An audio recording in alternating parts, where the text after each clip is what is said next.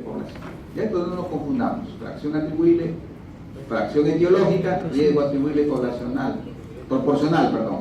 Fracción atribuible poblacional, fracción etiológica poblacional.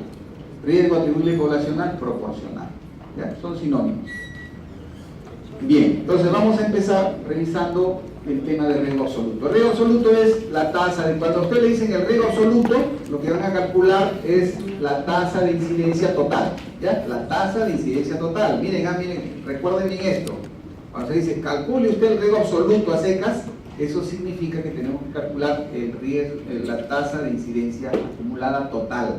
Lo que calcularon, A más ¿qué era? A más C sobre N, a eso es el riesgo absoluto, o la tasa de incidencia total. ¿Está bien? Y mire lo que dice acá: expresa la probabilidad real de que una enfermedad, accidente o muerte ocurra dentro de un periodo determinado, representa una medida de la probabilidad de pasar del estado de salud al estado de enfermedad. ¿Por qué expresa la probabilidad real de que una enfermedad, accidente o muerte ocurra dentro de un periodo determinado? ¿Por qué? Es la suma de lo que ¿Por qué? ¿Por qué? ¿Por qué? Expresa, dice, la probabilidad real de que una enfermedad, accidente o muerte ocurra dentro de un periodo determinado. Está que sumas. ¿Por qué? Porque la tasa de incidencia acumulada tiene que ver con los casos nuevos, ¿no? Entonces mide la probabilidad real. De las cosas nuevas. No tiene que ver con lo que les, la clase anterior me hablaron de una pequeña confusión con el tema de prevalencia, que no es la prevalencia real. Entonces no confundan. Cuando hablamos del riesgo absoluto no tiene que ver nada con la prevalencia. El riesgo absoluto tiene que ver con la tasa de incidencia. En sus dos connotaciones, en su connotación de tasa de incidencia acumulada, y en su connotación de densidad de incidencia. ¿Ya? Entonces representa una medida de la probabilidad, ya dijimos, de pasar del estado de salud al de enfermedad o muerte. Luego hablamos de las medidas de asociación. Miren, hemos hablado del riesgo absoluto. Estamos hablando ahora de la medida de asociación. ¿Cómo determinamos o cuál es la medida que utilizamos para determinar la asociación? Les dijimos, ¿no? Les dijimos, son las medidas estadísticas. Las medidas estadísticas permiten determinar si existe o no existe asociación entre un factor y el efecto. Y ahí podemos usar dos medidas que ya las vamos a ver. Acá, para recordar nomás, asociación, relación de dependencia estadística, por eso dice, no, asociación, por eso, medida de asociación. Entonces, cuando hablamos de medida de asociación nos estamos refiriendo a una relación de dependencia estadística entre dos variables. Relación de dependencia. Una asociación está presente si la probabilidad de ocurrencia de un evento depende de la ocurrencia de otro u otros. Ahí decimos que hay asociación. Si cuando está presente el agua, hay más enfermos de dengue. Cuando hay ausencia de agua, hay más enfermos de dengue. Ahí decimos de que existe asociación.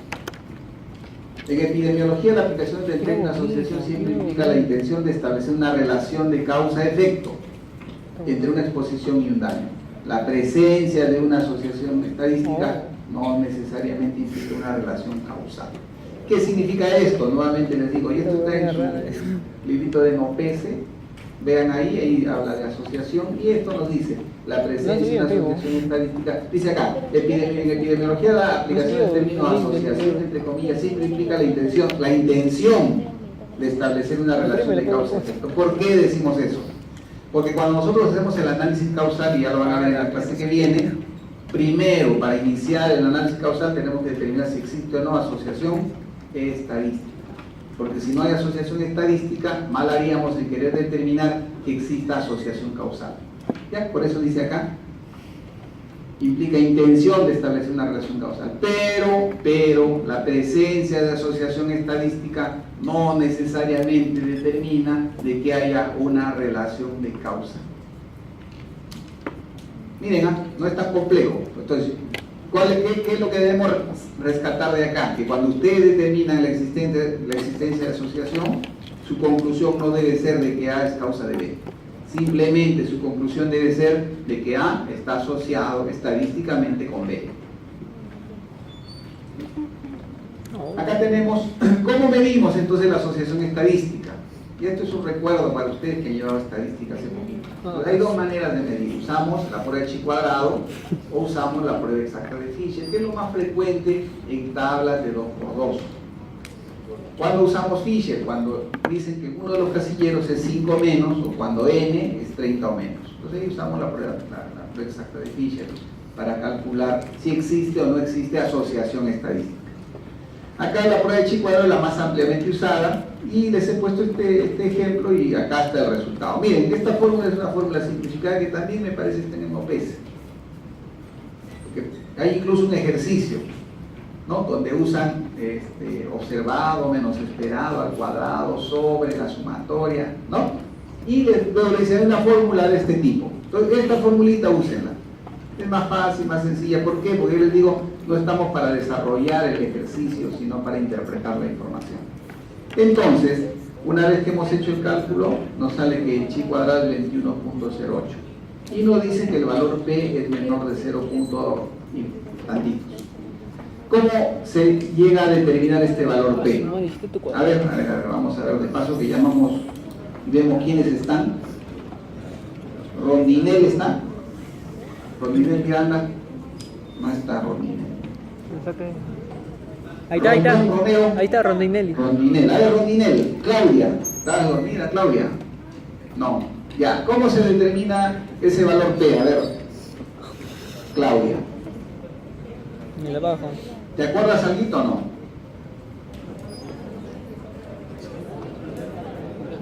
Mientras Lo vamos a entender mientras va nuestro amigo Portela a conseguir, ya va a depender de él. Para poder calcular ese valor P, lo que tenemos que hacer es primero hacer el cálculo del chi cuadrado. Calculado se llama eso. Chi cuadrado calculado. ¿Cuánto nos salió el chi cuadrado calculado? 21,08. Y tal. Y luego tenemos que contrastar con el chi cuadrado tabular, ¿cierto? El chi cuadrado tabular pasa una tabla. Entonces, si ustedes dicen, y eso va a depender, el chi cuadrado tabular va a depender de la confianza que quieren tener ustedes, con 95% de confianza, con 99% de confianza, con 85%, no sé, dependiendo de eso, y los grados de libertad. Para la tabla de 2×2, los grados de libertad solamente es 1, ¿no? Y siempre va a ser grado de libertad 1, y usualmente jugamos con 95% de confianza. Entonces, cuando es 95% de confianza, el chi cuadrado tabular es 3.84. Listo, hasta ahí está todo bien. Ya viene, gracias. Hasta ahí todo está bien. ¿Qué hacemos con esa información? Pues también, para que nunca se olviden, pues yo les digo, no van a ser epidemiólogos, no van a ser estadísticos, pero por lo menos aprendan estas cosas. Cuando el chi cuadrado calculado es mayor que el chi cuadrado tabular, entonces es estadísticamente significativo. Y listo. ¿Estadísticamente qué es? Significativo.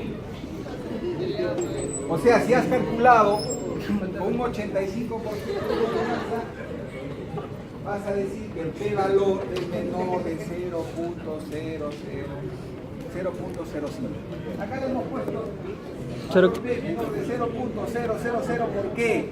Miren, ¿qué tan lejos está este valor del chi cuadrado tabular? El chi cuadrado tabular para 95% es 3.84. El valor del chi cuadrado calculado es 21. Eso quiere decir de que este valor está súper alejado del chi cuadrado. No es estadísticamente correcto. Y eso tiene que ver con la curva normal que han visto la semana pasada. A ver si... Madre.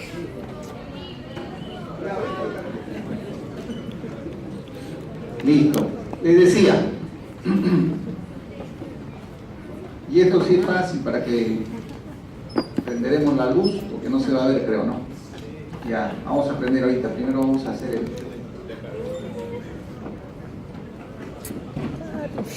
Tiene que ver con esta famosa curva normal. No, esto no. Acá la llave.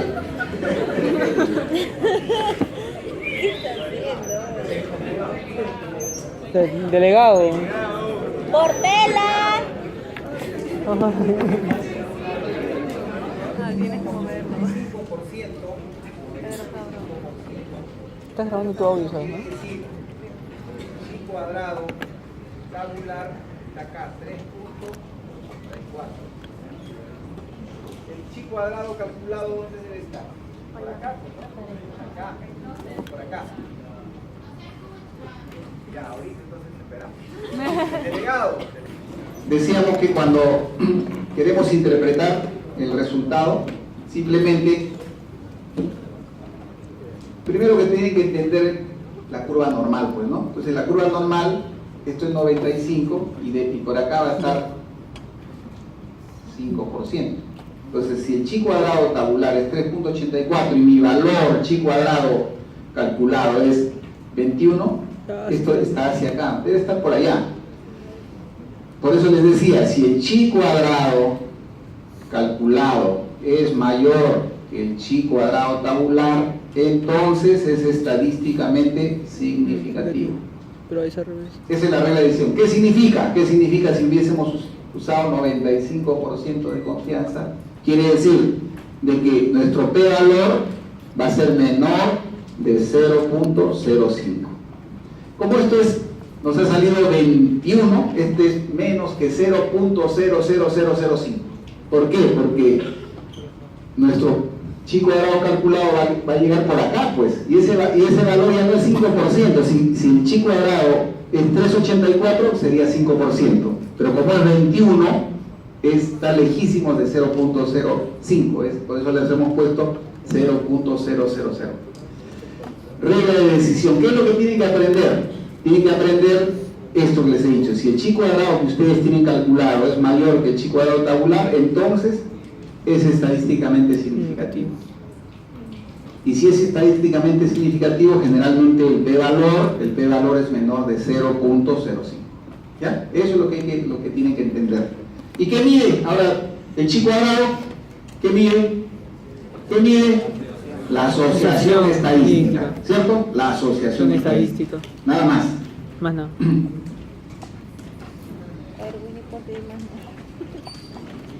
Bien, aquí está el ejemplo que ya vimos y acá vamos a ver ya. Esta es una medida ¿de qué? ¿De qué? ¿Es una medida de qué? Y ahí está, con rojito todavía les pongo. Es una medida de la asociación estadística. No, es una medida de la fuerza de asociación. Entonces, ya dijimos, el riesgo relativo mide la fuerza de asociación. ¿Y qué es el riesgo relativo? Está acá también. Dice, expresa la razón de incidencias del daño a la salud en la población expuesta a un factor de riesgo y la incidencia en la población de no expuestos. Traducido de manera simple, es una razón de tasas. El riesgo relativo es una razón de tasas. ¿De qué tasas? De incidencia en expuestos sobre la incidencia en no expuestos. Entonces yo podré calcular el riesgo relativo si tengo mortalidad en expuestos y mortalidad en no expuestos. La respuesta es verdadera o falsa. Verdadera. ¿Por qué? Ahí entonces le recuerdo también, la tasa de mortalidad ¿asemeja una incidencia o semeja una prevalencia? Una incidencia. Y si semeja una incidencia, puedo calcular el riesgo relativo. Entonces, si les dan mortalidad, no van a calcular el R, tienen que calcular el riesgo relativo como medida de la fuerza de asociación. ¿Ya? ¿Por qué? Porque la mortalidad semeja a una incidencia. Por lo tanto, la mortalidad que mide de morir, ¿no? El riesgo de morir. Esas cosas son las que tienen que aprender, muchachos. Porque lo otro se les va a olvidar. O calcular es facilísimo, ¿no? En sus ejercicios todos calculan bien, pero pocos interpretan bien. ¿Por qué? Porque yo le digo a mi sobrinito, divide tanto entre tanto y te da el resultado. Pero dile interpreta, no te lo va a interpretar. Entonces eso tienen que aprender ustedes, ¿ya? Y esa es la intención del curso. No es que sean epidemiólogos, nuevamente les digo, sino que aprendan epidemiología en los conceptos básicos. ¿Ya? Entonces, yo quiero, cuando quiero determinar la fuerza de asociación, las pilas, conociendo las incidencias, voy a calcular el riesgo relativo. Positivo, negativo, ponelo. Entonces el riesgo relativo mide la fuerza de asociación. ¿Cómo se calcula? Ahí está. Ah, ¿qué cosa era? Verdadero positivo. Los enfermos Y que tiene. con el factor de riesgo, ¿cierto? Los enfermos con el factor de riesgo. Sobre el total de los que tienen el factor de riesgo, eso se llama incidencia en expuestos. La incidencia en los expuestos es los no enfermos sin el factor de riesgo sobre todos los que tienen el factor de riesgo. Por eso se dice de que el riesgo relativo es una razón de tasas. ¿De qué? De incidencia en expuestos sobre incidencia en no expuestos. La interpretación sencilla. Recuerden, si el riesgo relativo es igual a 1, no es un factor de riesgo. ¿Por qué? Porque el riesgo va a ser igual en los expuestos y en los no expuestos.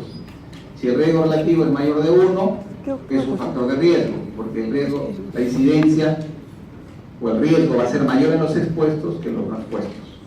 Si el riesgo relativo es menos que 1, es un factor protector, porque el riesgo va a ser menor en los expuestos que en los no expuestos. Entonces miren, fácil, cuando es 1 no es factor de riesgo, cuando es mayor de 1 es un factor de riesgo, cuando es menor de 1 es un factor protector. Ya los que, como digo, tienen mejor memoria, ya recuerden esto: beneficio grande, moderado, insignificante, sin efecto, riesgo insignificante, riesgo moderado y riesgo elevado. ¿Ya? Pero la clave es 1. 1 no es, si nos sale 1, no es un factor de riesgo. Acá está el ejemplo, ya facilito, ¿no? Lo que acaba de ser resaltado es que siempre las tasas de incidencia tienen que tener un factor de expansión, ¿ya? Por eso les he puesto en rojito. Acá, la tasa cuando ustedes calculen no la dejen así 0.29, le ponen un factor de expansión. Y yo lo he dejado así para que el que quiere le pone 100, el que quiere le pone 1000, y no hay problema, y si quieren 10.000, pues no. Pero deben tener un factor de expansión. ¿Para qué? Para que luego puedan interpretar en los otros cálculos. Acá hemos calculado la incidencia en expuestos, que ya dijimos. Hemos calculado la incidencia en no expuestos, ¿no? Esto entre esto, y hemos calculado la incidencia total que calcularon inicialmente. Entonces queremos calcular el riesgo relativo y la incidencia en expuestos sobre la incidencia en no expuestos. Y nos sale 2.6. ¿Cómo interpretamos ese resultado?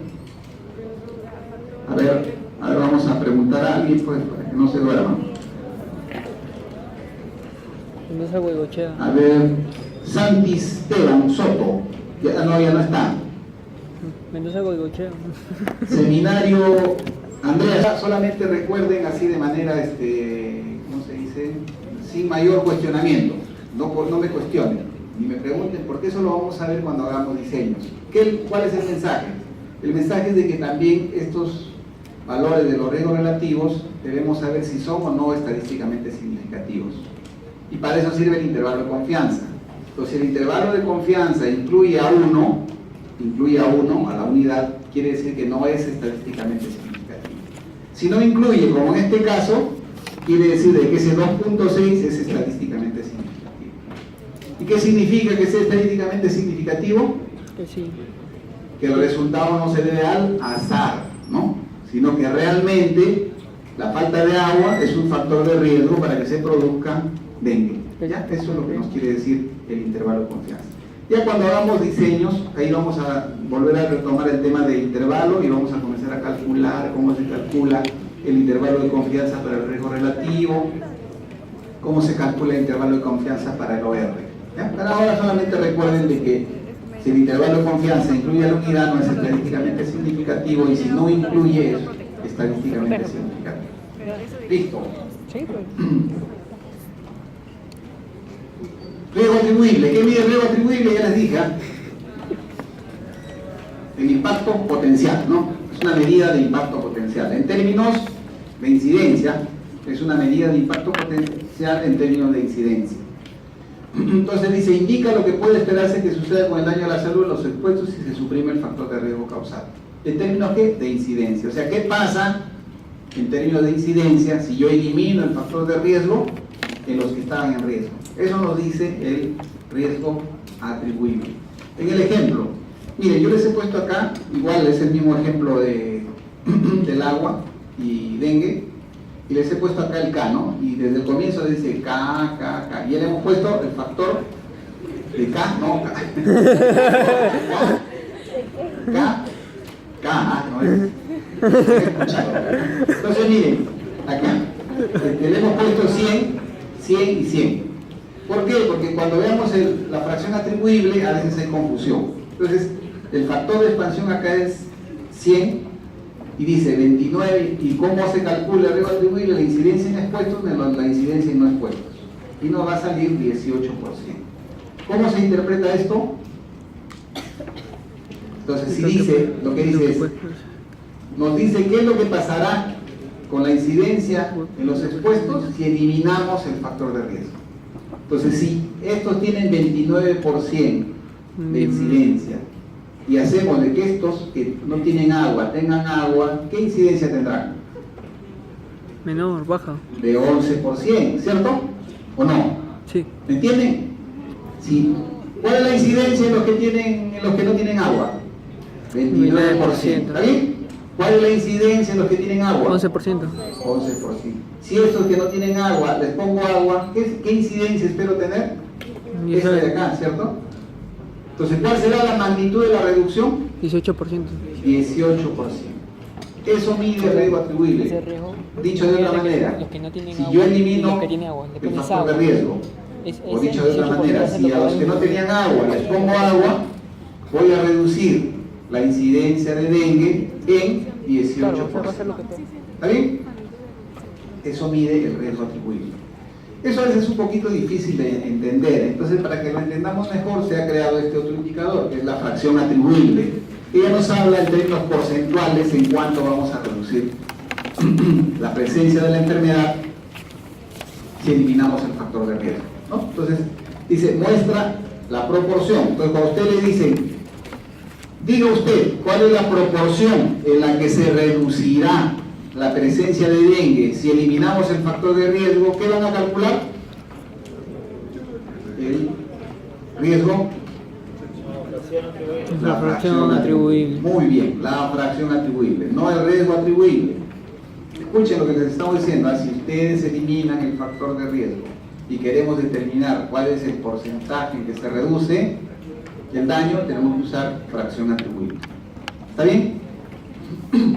Entonces, ¿cómo interpretamos este valor? Esto es más fácil de interpretar. Si eliminamos el factor de riesgo, si hacemos que los que no tienen agua tengan agua, reduciremos la presencia de dengue en 62%. A partir de este número yo puedo decir incluso cuántos individuos van a dejar de tener dengue. ¿Ya? Listo. Entonces, fracción atribuible. También llamada, ¿cómo le dije que se llamaba también? Fracción etiológica. También riesgo atribuible proporcional. Entonces, el riesgo atribuible y la fracción atribuible está referido a los expuestos. Recuerden, a los expuestos.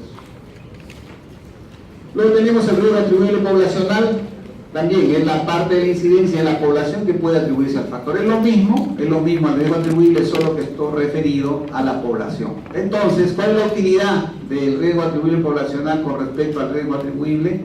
Que el riesgo atribuible poblacional lo podemos usar desde el punto de vista de la salud pública. Entonces, cuando yo quiero saber cuál va a ser el impacto de mis medidas en el contexto de la salud pública en términos de incidencia, voy a usar el riesgo atribuible poblacional. ¿Está bien? La interpretación es la misma, entonces la diferencia es de que la fórmula cambia, pues no, el riesgo atribuible poblacional es la incidencia total menos la incidencia en los no expuestos. Entonces el riesgo atribuible es incidencia total menos incidencia en no expuestos. ¿Cuánto saldría acá? Ya les dejé para que ustedes calculen. ¿Cuánto sale? 8 por 100, ¿cierto? Porque esto sería 19%, porque esto hay que ponerle su factor de expansión, menos 11% es igual a 8%. ¿Qué significa? Que es el porcentaje que puede si ser eliminamos el factor de riesgo en la población, reduciremos la presencia del daño en 8%. ¿Está bien?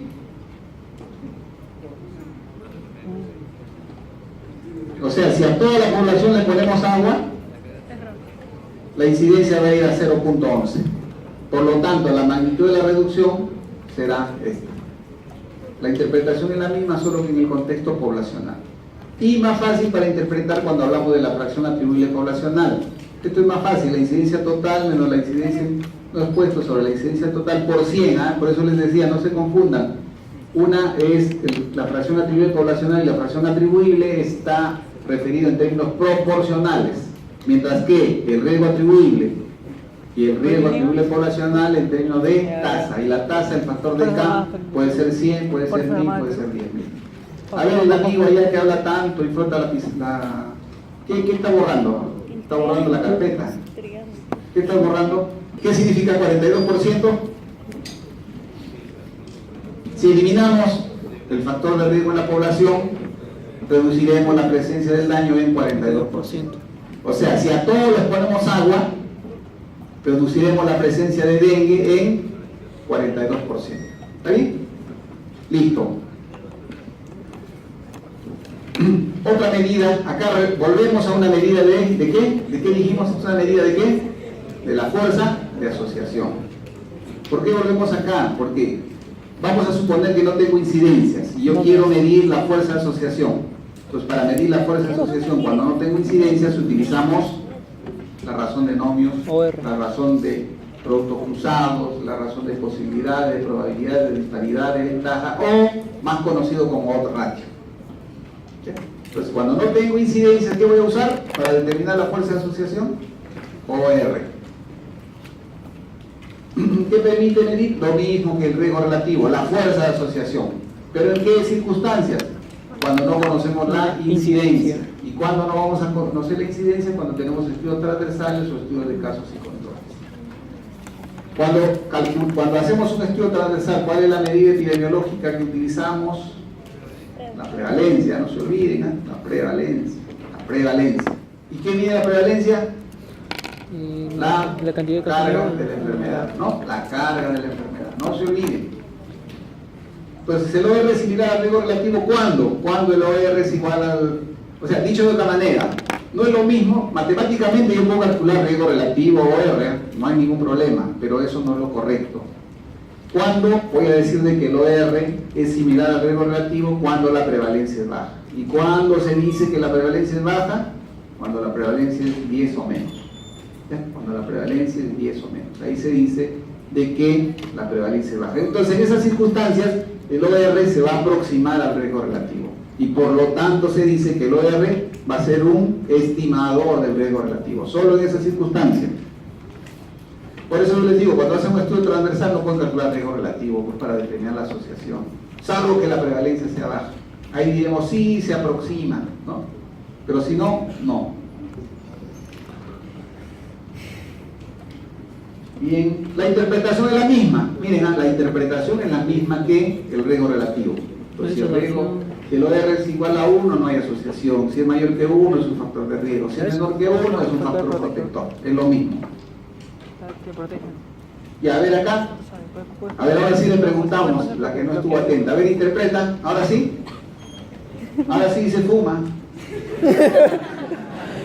entonces ya no hay lugar a equivocarse. Los chicos, Stromdorfer Villanueva Bruno, apellido difícil, ¿dónde han dicho sus demás compañeros? Y el intervalo de confianza, ¿qué nos dirían? A ver, ¿eso no es estadísticamente significativo? Sí es. ¿Por qué?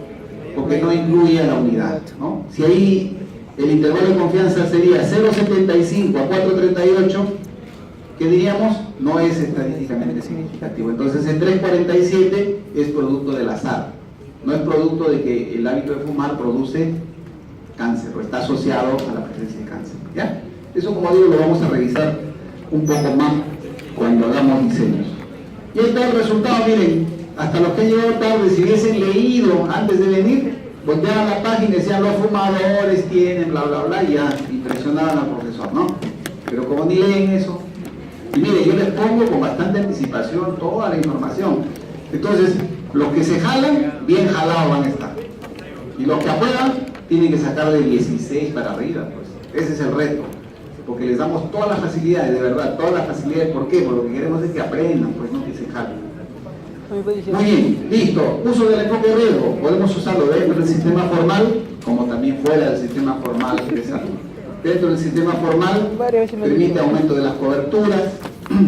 ¿Por qué? Porque a través del enfoque de riesgo vamos a determinar aquellas poblaciones que tienen mayor riesgo de tener menos coberturas. Entonces ahí aplicamos el enfoque de riesgo en el contexto de la equidad.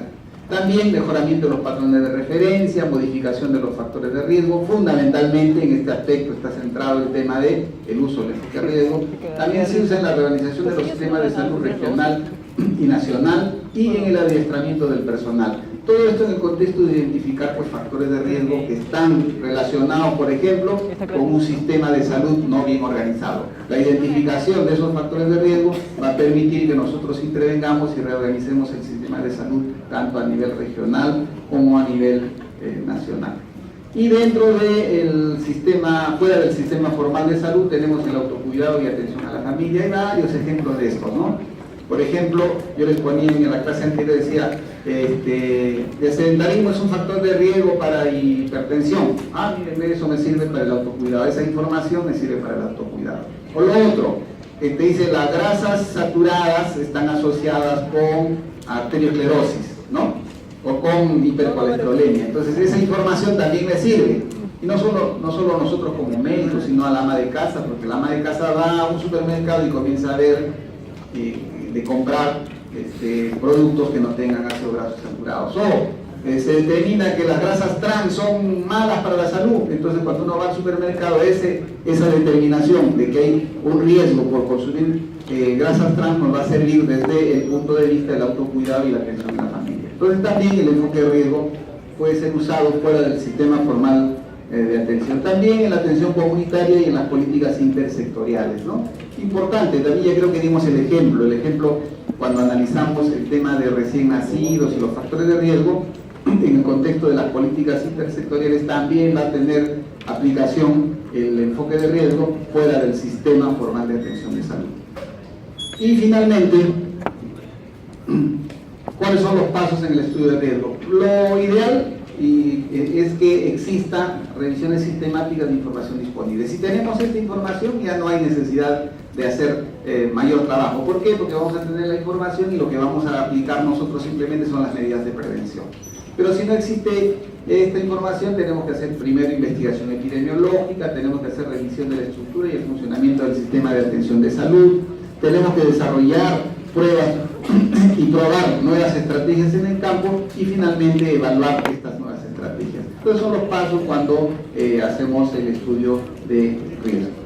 Muy bien, esta es la bibliografía, muchachos, y gracias por su paciencia.